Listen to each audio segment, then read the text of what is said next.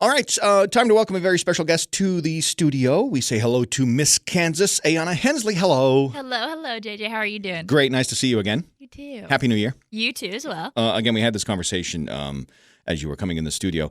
Like, if it were June and this was the first time in 2023 we had seen each other, could I still say Happy New Year, or is that weird? I would still take it. Okay, good. I love it. What did you do for New Year? Oh, man. So I was actually in Tulum, Mexico. I had gone to Christmas Day, spent a week there, and then came back home on New Year's Day itself.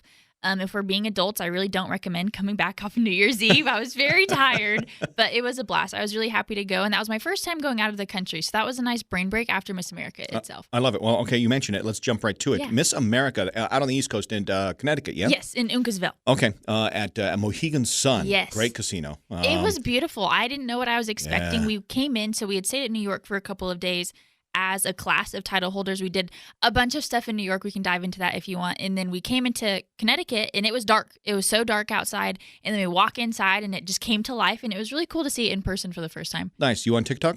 I am not. Okay. Where would people, did you document any of your fun adventures, and where would they find you? Somewhat. I'm more of an in-the-moment type of person, Okay. so I always caught myself after the fact thinking, oh, dang, I should have got pictures or videos of that. But on my Miss Kansas America, so if you look Miss America KS on Instagram, that's usually where I post things, or Facebook even, just looking up Miss Kansas. I am well aware that there's multiple Miss Kansases in different factions, Sure. but mine is the one in blue. I'm in a blue dress. All right, excellent. And good for you for being in the moment. I think that's super Yeah. important. Being present is super important. Absolutely. All right, so let's, Miss America, great experience. What's your one takeaway from it? Like, what's the one thing you would share that was such a positive of the whole experience? Yeah. They always talk about how close the girls are, and that's really, it's true. You spend a week together, sun up to sundown, most nights past sundown, Sure. if we're being honest, Sure. late nights, and you really get to know each other. The very first time that we met was actually in Dallas in August for the teen competition for their nationals, and it was almost cliquey. It wasn't necessarily catty, but girls were only comfortable with the girls that they fit in with almost Sure. instantly, and so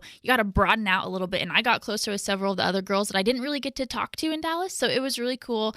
Definitely have some future bridesmaids in that group. Nice. Yes, and then we get to move forward, and I think overall, it was just cool to push myself outside of my comfort zone. Mhm. I had never gone to the East Coast. Okay. I am very much, come to find out, a Southwest Kansas girl, Okay. and I didn't assume that of myself. And so going that way and testing myself and continuing to be present when the moments are absolutely chaotic, that was something that I was really proud of myself for. Yeah, and I applaud you, because you and I are similar in the sense that we have a love of talking to strangers. I think anyone, be a 3-year-old or a 93-year-old, has so much to offer Oh, absolutely. in conversation. You know, that's funny. The one thing that they had us do for our program book, it's essentially what they send out is a sales opportunity, but also just to get to know us more on paper.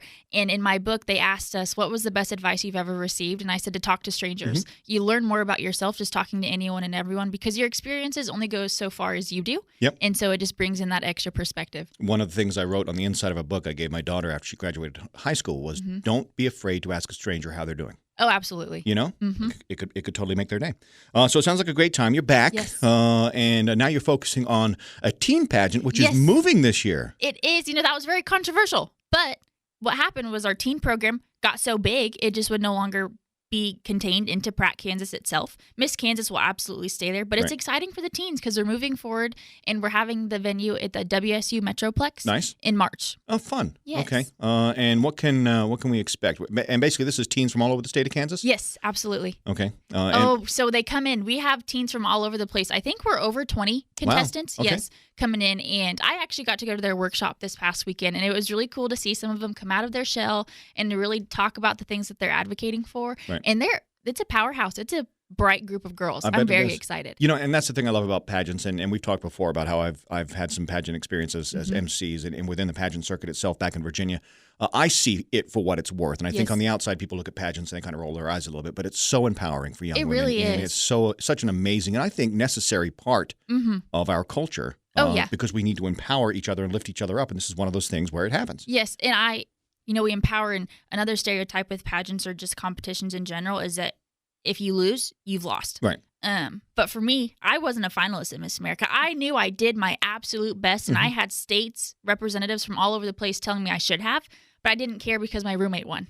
Oh, and so okay. that was a testament of, even if you lose, it wasn't a loss for you. It was just a new gained opportunity. And that's something that pageants push. And that's something that I've gained from it. Yeah, and I think you get that perspective from, again, going back to what we were talking about, being present. Yes. When are you going to Australia? So it's actually funny. My boyfriend and I, we were talking, special friend is what we say, but we were talking about after Miss Kansas when I passed the torch where we're going to go, and he had mentioned Australia, and I giggled because I don't know if I can do that long of a plane ride right away. No, do it. I've always wanted to go. You need to go. I need to. I actually got accepted into Creighton, the PA program. Yeah. And so that'll kind of hunker me down for a couple of years. Okay. So if I'm going to go before, I might as well send it. There you go. I found it interesting. I watched an interview you did with Newman University. Yes. I think the irony was lost on you in the moment of the interview. But they asked you what your favorite book was. Yes. The memory book. Mm-hmm. And then you said, but I can't remember who wrote it. Which there's some irony there. In the moment, it absolutely was, but now it's Avery Lynch. Okay. If anyone wants to know. Well, I wanted to know. I didn't want to Google it. I wanted to wait because I knew you were coming in. Let's see. You have been great. I appreciate you coming in, talking about everything you got coming up. Thank you for having me. Yeah, absolutely. Best of luck. Go to Australia. Absolutely. I expect an invite to the wedding. Deal. And have a great 2023. Thank you. You too, JJ.